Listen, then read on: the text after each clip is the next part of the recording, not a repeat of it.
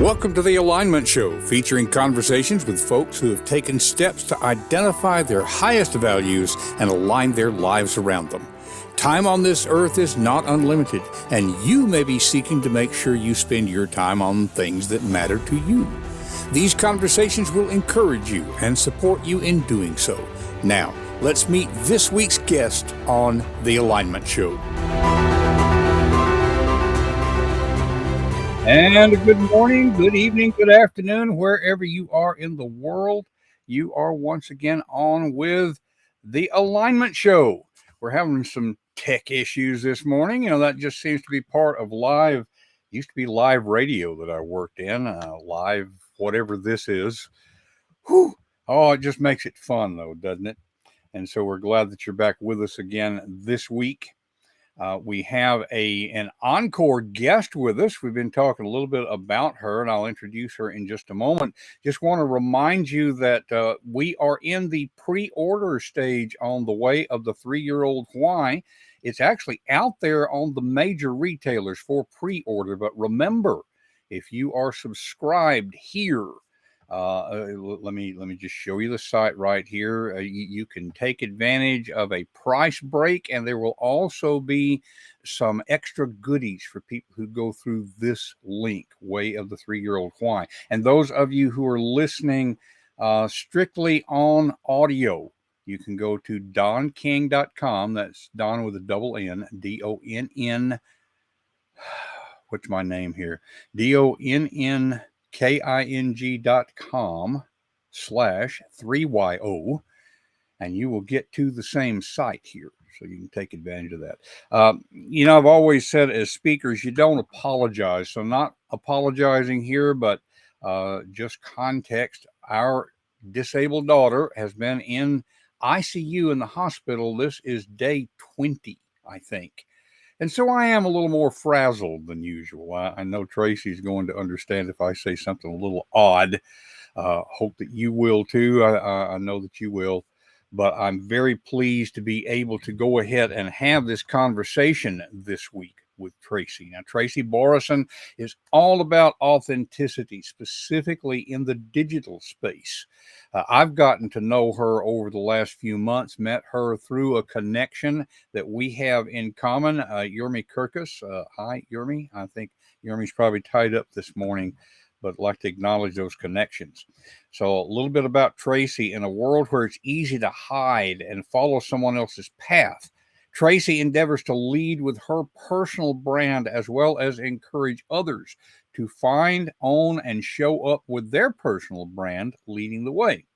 Tracy strives to bring more uniqueness to the world for individuals and businesses, because that's what actually stands out in a crowded marketplace. Now, what I have liked to say, I think we even put it in the setup for this episode, in a way, authenticity, genuineness, those kind of things, they've become buzzwords. People will say, yes, I need to appear authentic. Well, that's the opposite of authenticity. And one of the things that I have learned about Tracy is when she says authentic, she means authentic. So let's just bring on Tracy Borreson and see where we can go with this conversation. Tracy, welcome once again to the Alignment Show. Thank you, Don. I'm glad to be back, and I am excited to explore more about the journey of authenticity. Indeed. I was thinking about that authenticity thing as we were getting ready for this episode. Should I mention about my daughter or not? We always want to put online in LinkedIn, Facebook, whatever the social media is. We want to appear to be our best and, I don't know, superhuman or something, and I thought, I'm talking to the authenticity guru here. I need to just be who I am. Is this what we're talking about when we're talking about authenticity? So, my definition of authenticity is doing or saying what you would do or say when you want to do or say it. And so, this concept of should, right? Even as you said, Don, should I mention this? There's actually no right answer to that. There's only your answer to that. Do you want to mention it? And it doesn't have to be as an excuse, as you said. It could just be like, this is something that is very prevalent in my realm of being today, and I want to mention it. That also doesn't mean you have to mention it. I saw a post on LinkedIn yesterday. A career coach had provided advice to people to not talk about their mental health journey on social media and to seek help, like to talk about it to somebody. And on one side, I appreciate that, because I think sometimes people think they have to be, in order to be authentic, you have to reveal all things at all times. And that's not what authenticity is either, because there's some things I want to share. Maybe there's some things I haven't personally processed yet, and it doesn't make sense for me to share. That's an individual experience thing. And so all of these things, I would say, like, advice in general is what someone would do. So that's fine. That's fine that someone else would do that. You can try it on and see, is that what I would do? But the power in authenticity is being able to say no, and knowing that that's my perspective. I don't feel like sharing that today. Maybe I'll feel like sharing it another day. Maybe I feel like sharing it with different people. Maybe I feel like sharing it in a different space with a different audience, but I don't feel like sharing it right now. That is okay. That is actually the practice of authenticity, is using your own judgment. And a lot of times we just don't trust our own judgment. I wonder if we might lean towards being protective, maybe a little too far in that direction. Um, Let me put this in the context, though, of an experience I had in teaching uh, people about effective speaking. I had, and I'm going to make this short because I don't want to take over the episode here, but I had how long ago has this been? 5, 6 years ago, I guess. We started out a semester, and their first assignment is to talk about their most unforgettable experience. And I had a woman in class who was an EMS worker, and she was dispatched to a shooting scene. When she got there, she found it was a police officer who was a colleague of hers. And of course, that was upsetting to her. She did her job.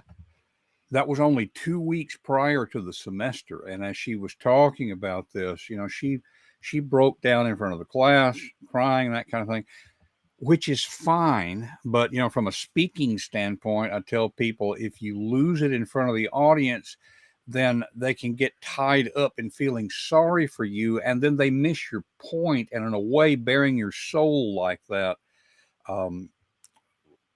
wasn't wasted, but you're not accomplishing your point. Same semester, different class. I had a woman who, as her most unforgettable experience, her son had been murdered. It was a year prior, and she had the appropriate emotion. She touched the audience. She drew them in. She made her point with the story.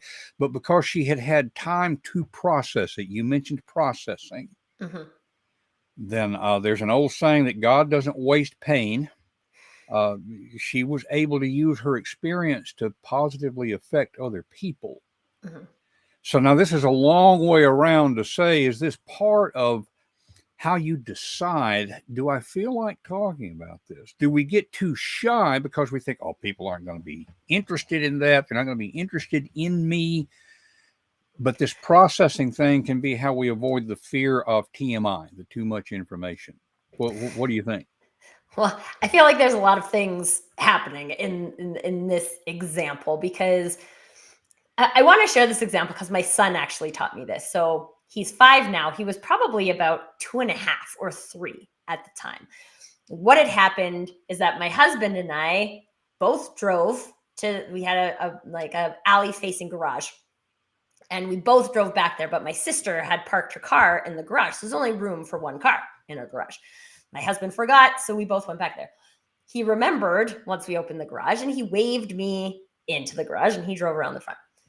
My son's experience of that was that we almost hit daddy. That was his experience. I will tell you, we were not that close, but his experience of it was that, and he was very upset about it. He was very emotional, and he kept telling the story. So he kept saying, we almost hit daddy, and it would make him cry. And then he'd say it again, and he would say it again. And I was confused because I was like, why do you keep telling this story? It makes you so upset.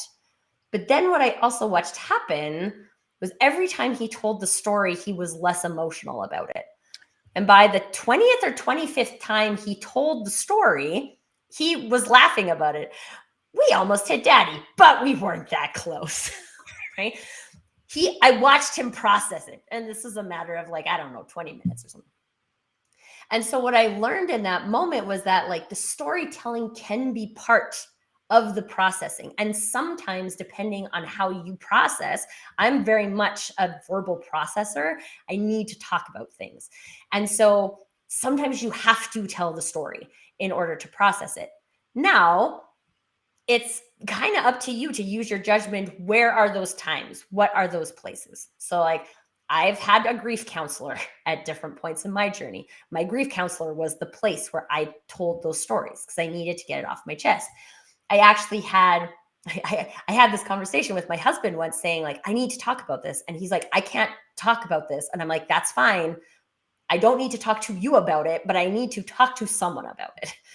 And so this again is authenticity is a journey. It's a process, and it's ever evolving. So as we experience new things, we don't necessarily know how we would deal with them. Grief being a primary example. Sometimes we think, oh, we had this assignment for school, and this is one of the most drastic experiences of my life, so I'm going to tell it.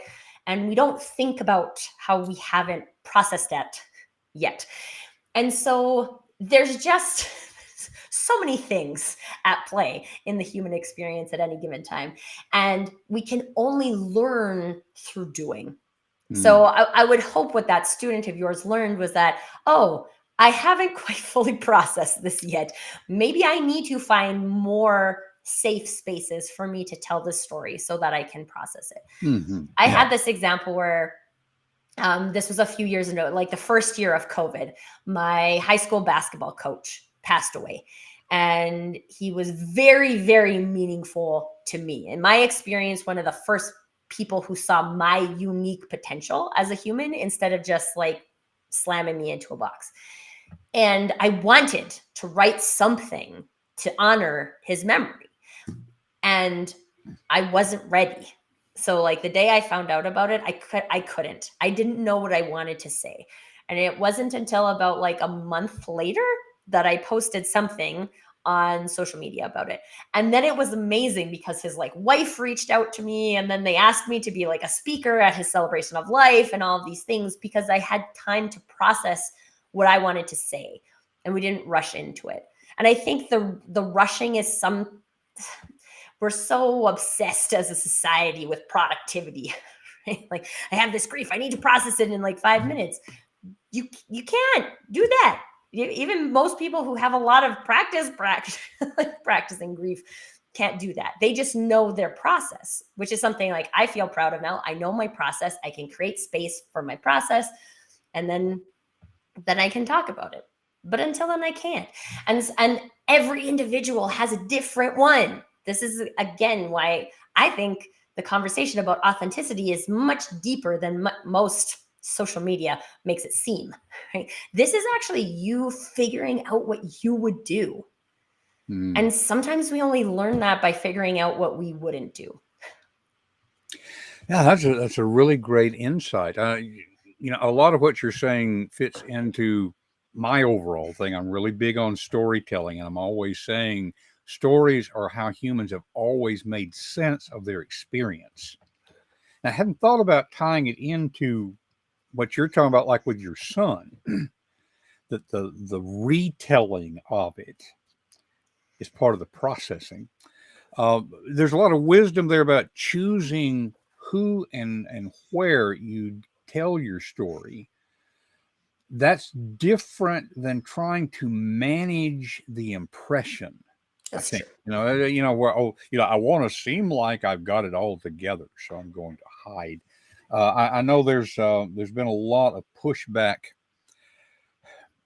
Amy, what's her name? The power pose woman. She did the TED talk. Harvard researcher. Can't pull her name out right now, but it was one of those well-known TED talks where she was her phrase was, "We've all heard fake it till you make it." Her thing was fake it till you become it. And I've had students to say, well, what's the difference? Well, in one case, you're trying to hide. In the other case, you're trying to develop. And they lead to two very different outcomes. So, this is an example of the authenticity we're engaging in right now. And regular listeners know that we like our live conversation format here. We do not have scripted questions for guests here on the Alignment Show. Tracy is all over that. I mean, that's just the way she loves to do things. I had no idea how our conversation would go this morning, and you're comfortable with pulling these examples out impromptu.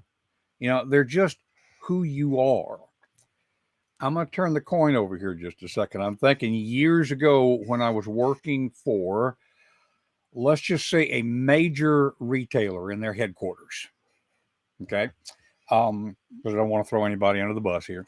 And we were going through the usual annual evaluation kind of thing. And they asked, well, what are your weaknesses? And I was in one of those super honest phases, and so I answered with the kind of thing that everybody has things that I guess they beat themselves up about, and so I told them that I struggled with laziness. Well, they wrote that down. And then every time after that, there was anything dealing with a supervisor, well, we know you can be lazy. So, in other words, it got held against me. And that was kind of teaching me to be a little circumspect at revealing myself. Now, I'm not sure if the lesson there was about revealing myself or being careful of who I reveal myself to or how I couch it. Because it's just this thing of, I'm, how is it that it goes here? There's three different ways to put most anything. There's, you're pleasingly plump, he's overweight, I'm fat. Where the positive, negative. I'm throwing a lot of things out here at once, Tracy. Where's the sweet spot in all of these considerations? Okay, so complexity here. My experience is not your experience. Right. Right. And this will always be true. No matter how close you are to a person. This is a fun conversation I like to have with my son, who is 5. That, okay, this is happening right now. I'm experiencing it one way, you're experiencing it another way. Like sometimes I think something is cute and he thinks something is frustrating, right? And it's the same thing. And neither of us are right or wrong. I'm experiencing is this, you're experiencing is that. The challenge is that in most society, in most workplaces, we don't have that kind of open line of communication, right? So I don't know what you're experiencing right now, and you don't know what I'm experiencing right now, and we assume that we're experiencing this the same way. So I always think the only answer to that question is curiosity. Okay. So I will tell you, I had an employee once, myself as well, who told me she struggled with, she didn't call it lazy. She called it procrastination. And it's like, I struggle with procrastination. I put the two things into the same box. That's my experience. Right, wrong, I don't know. But that's what happens to me. And so I asked her, like, what things do you find yourself procrastinating? She gave me a list of things. And I proposed to her, well, would you consider this actually procrastination or that you're prioritizing and that these things continue to get deprioritized I would say that's a reason for us to talk about these things, and are these things actually important? And it was really interesting because she had never thought of that. Right? She just had identified herself as a procrastinator, and procrastinators were bad, and this was something that needed to be fixed with her, not something that needed to be fixed with the list of tasks that she was doing that she probably shouldn't have been doing. But there's a lot of things that come into play with that, right? Like I mean, everybody has ego, but I have very little. I get hijacked by my ego very little, because I think if I'm paying you to do a job and these tasks are irrelevant, then we should eliminate those tasks and do something more meaningful. I don't care that I'm the one who assigned those tasks. I care, like, let's talk about this and continually make this more productive. That's my perspective. Other people might be like, this is what we always do. And they might label you as procrastinator because you're not getting them done. So again, the challenge is that I can't control someone else's perspective, but I can control my perspective of myself. And so when we create these labels for ourselves, procrastinator, lazy are the examples that we're working with. One of the things I like to explore is that empowering you, or is it disempowering you? And if it's disempowering you, let's explore. Right? What is causing that? Is it because you have a list of tasks you're not getting done, but really those tasks don't need to get done and they're completely irrelevant? Right? Like, then I wouldn't say that you're lazy. Are you the type of person? My husband said this to me the other day. It's like, I get so exhausted at work. I just need to like sit and do nothing to like recharge. And so, sure, you could consider that lazy because then he's sitting and doing nothing. Or you can look at it as if he has a job that is draining and he needs to recharge, and which I think is fair, right? Yeah. So there's a lot of these perspectives. And when it comes to authenticity, which to me is very much about owning your own experience, how much of our time are we spending in a disempowered state? And sometimes maybe it's because of circumstances, right? You've been in and out of the ICU a lot. You're probably exhausted. You deserve to rest, right? And then you might feel like you're not doing a bunch of things that you would like to do, but we also can't do those if we don't rest. And so as a societal narrative, again, we're very obsessed with productivity. We're very obsessed with doing, and we get into these habits of holding ourselves accountable at this level. I have a personal example. Like, I used to always do the dishes before I went to bed every day. I like to wake up to a clean kitchen. It's much more pleasant than waking up to a dirty kitchen. But the problem with that was that my mindset was actually, I'm a bad wife if I don't do the dishes before I go to bed. Which, if you knew my husband, you would know is not true, because that man couldn't care less if the dishes were clean or not.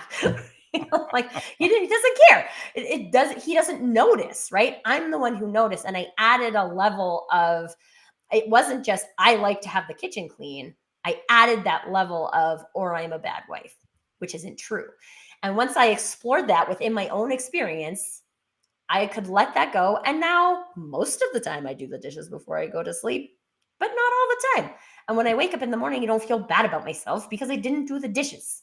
I'll do the dishes when I have to do the dishes. I will be a responsible adult and do them eventually. Although, no, I have started putting a lot more things in the dishwasher. I'll tell you that.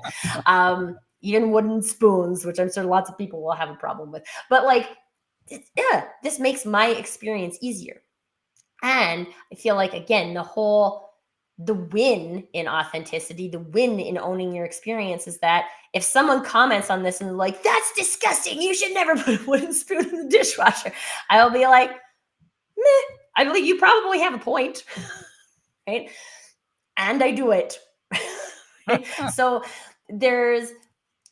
it's about not negating someone else's experience to make your experience feel like it's right. But it's about saying, like, that's your experience, that's my experience, and both of these things can be true. Mm-hmm, mm-hmm. That's a powerful several powerful ideas there. Allowing the experience, not allowing yourself to feel judged by somebody else, even if they are judging. You know, That's a them thing, right? If yeah. they want to judge me, they can. But it's within my realm of control whether or not I feel judged. Yes, yes. How I feel is my experience. What they do is their experience. I suspect that a lot of times when we think other people are judging us, they're really not, No. or even if they are, so what? You know, there's so many layers to this, but I also want to pick up on the what I and you've used the term here today also, reframing. Um, Psychologist Adam Grant has talked about the procrastination thing, for example, and he actually, I think he did the study. He may have simply reported another one, but I heard it from him. Um, he was looking at stress and effectiveness of people who were what he was calling procrastinators and precrastinators. Okay, precrastinators were people who, when they got an assignment in a college class, and he teaches in the Wharton School of Business, as soon as they get the assignment, it may not be due for a month, but precrastinators will go ahead and do it immediately, get it out of the way. And he figured they'd have lower stress. He thought they would make higher grades. Procrastinators waiting until the night before, higher stress, lower grades. That was the assumption. What he found was there were actually three categories, and I think he differentiated them by calling that third category creative procrastinators. Now, the difference is the creative procrastinators, as soon as they got the assignment, they would do some reading, some rough outlining or whatever, and then they'd forget about it, leave it on the back burner until the night before. So they would look like um, classic procrastinators. And to his chagrin, because he is a precrastinator, the creative procrastinators made the highest grades with the lowest stress, greater degrees of creativity. He said the precrastinators didn't give themselves time to learn, whereas the creative procrastinators would put it in their subconscious and then, let it stew there for a while. Mm-hmm. Now, then you can actually execute your paper faster because you've been thinking about this. Oh yeah. So I It's don't been have to working there in the start background. thinking about it now. I just have to write it. Yeah, exactly. It's like me with a blog post. Yeah. And so where this comes into, I think, our conversation is that reframing thing, because a lot of the creative procrastinators had been putting themselves down. Oh, I'm a procrastinator. And then once they found out, this process, it's true to me, it works well, they started thinking of themselves differently, which is kind of a fringe benefit in terms of his study, but just reframing how, I'm not fat, I'm fluffy, which I'm making fun of it, but the way you see yourself is just very different from the way other people see you. And I say this all the time, right? Because we will judge ourselves the most harshly, depending on I would identify as an achiever. Right? So when I don't achieve to the desire I think I should have, and not necessarily external expectations, my own expectations, I judge myself very harshly. No one else judges me as harshly as I judge myself. Exactly. Our friend Jeff West has commented, that's the group I'm in, creative procrastinator. I know the quality of Jeff's work. I don't know if he'll comment or not, but I'm curious as to whether he has put himself down as being a procrastinator and then realize that, this really is, as Microsoft might say, it's not a bug, it's a feature. It's something that we make use of. So we'll see if there's a comment there.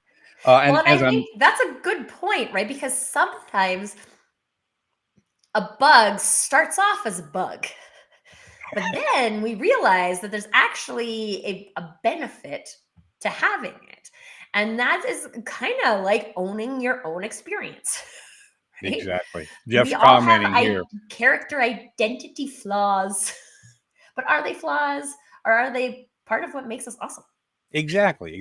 Jeff's commenting here, not putting myself down, just enjoying my process. It is important to know your own process and respect it.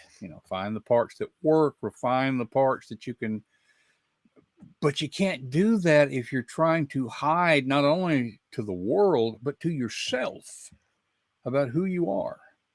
And if you're trying to work someone else's process, right? This is the other thing. I feel like because we now live in a world where information is so readily available at our fingertips, when we have a problem, our immediate response is to go and find the answer, right? Ask Google, ask Chat GPT, right? Like these things have the answer. And then what we learn is someone else's process.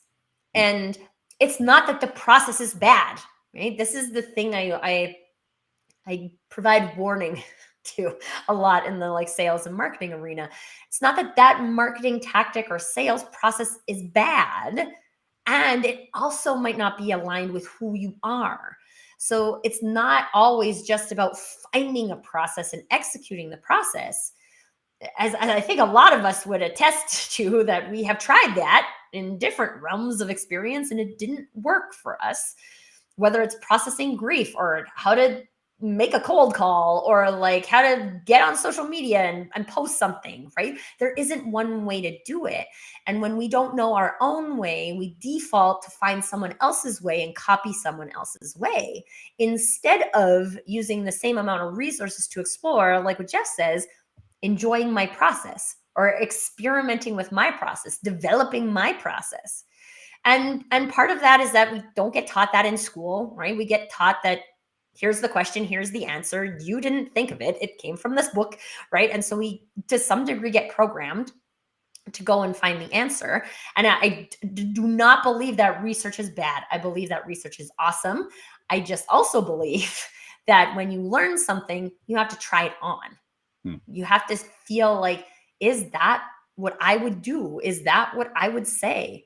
And quite honestly, sometimes you have to say it for you to know that you wouldn't say that. Right? And this is why it's a journey and an evolution. And unless we get comfortable with that experiment process, we will not find authenticity. Exactly. Well, I know a big part of what you do is work with people in developing their authenticity. You've had different ways of doing that. You still sponsor, if that's the right word, the No Pitch Networking group on LinkedIn.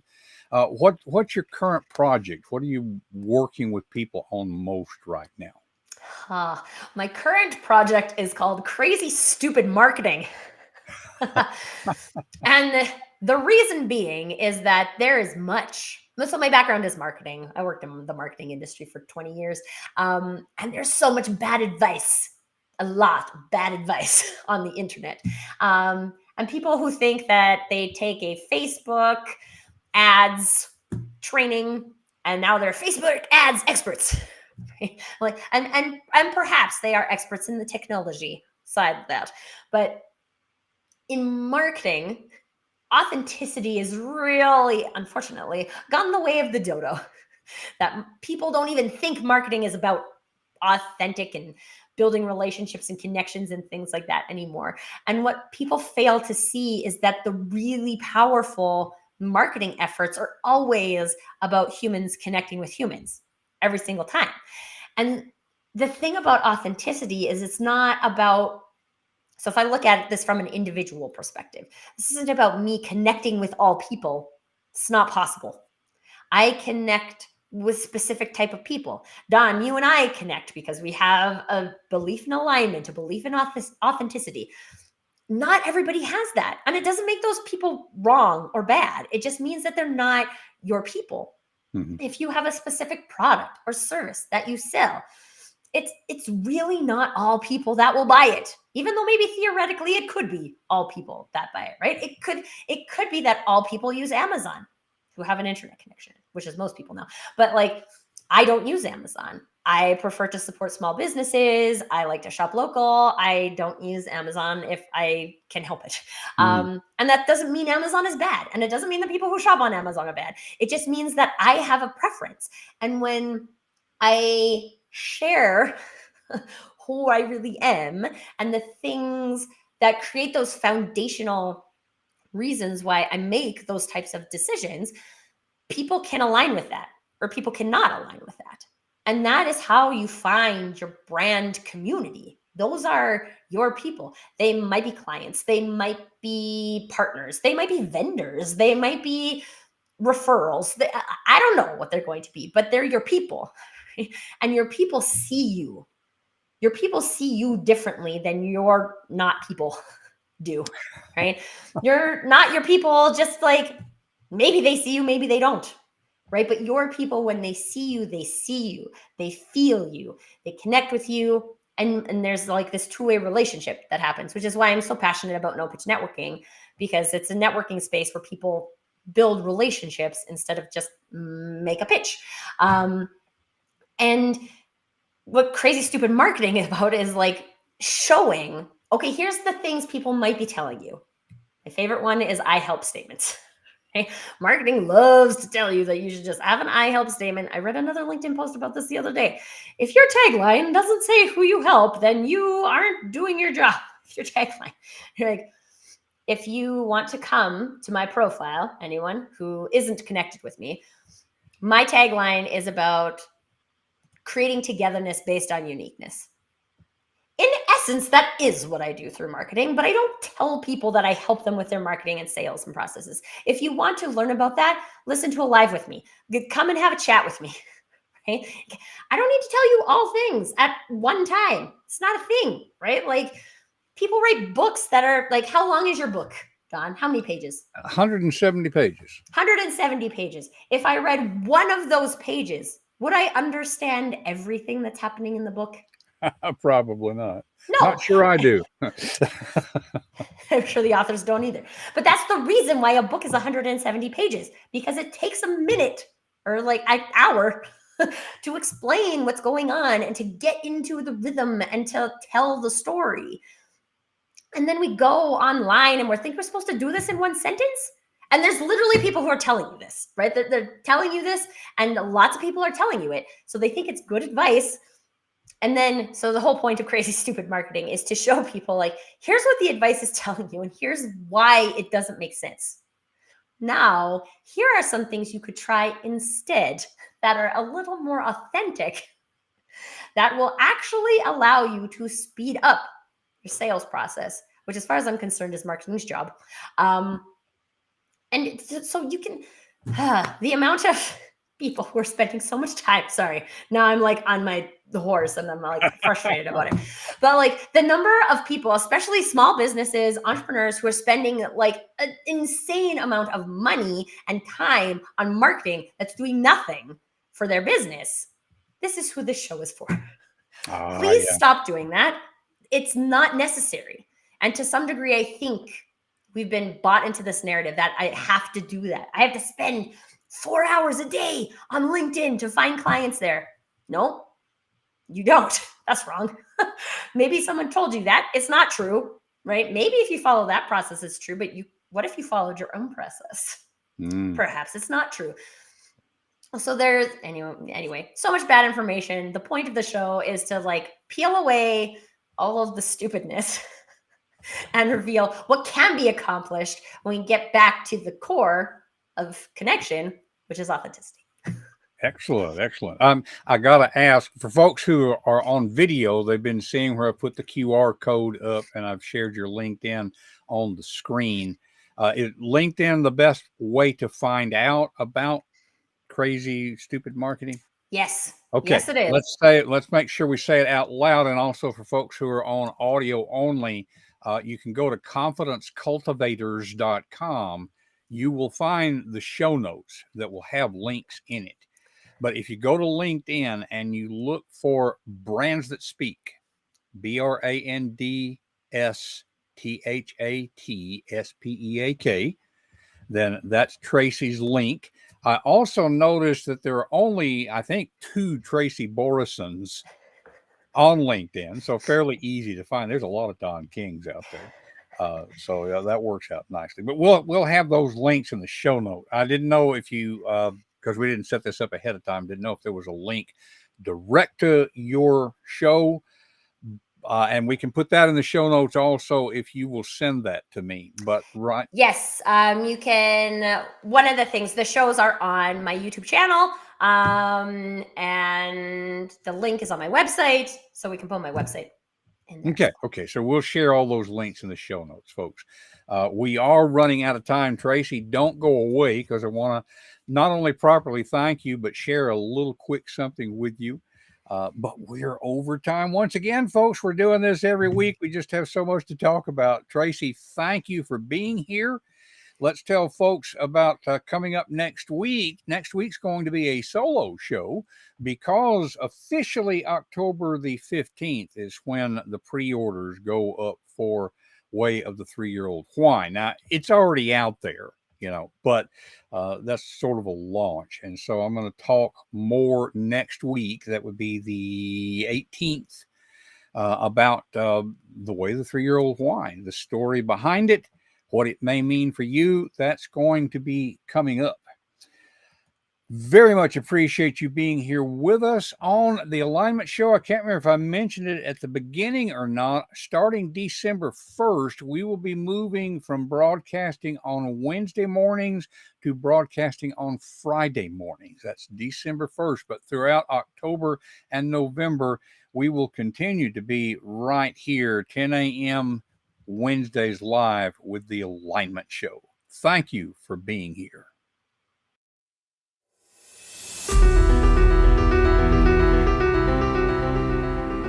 That's it for this week's episode of The Alignment Show. What has it inspired you to do in your own life? Whatever it is, take action now and take the first step. It will help you to talk with a friend about what you're thinking. Share confidencecultivators.com to spread the goodness. And remember to live your values and value your life. We will see you next week on The Alignment Show.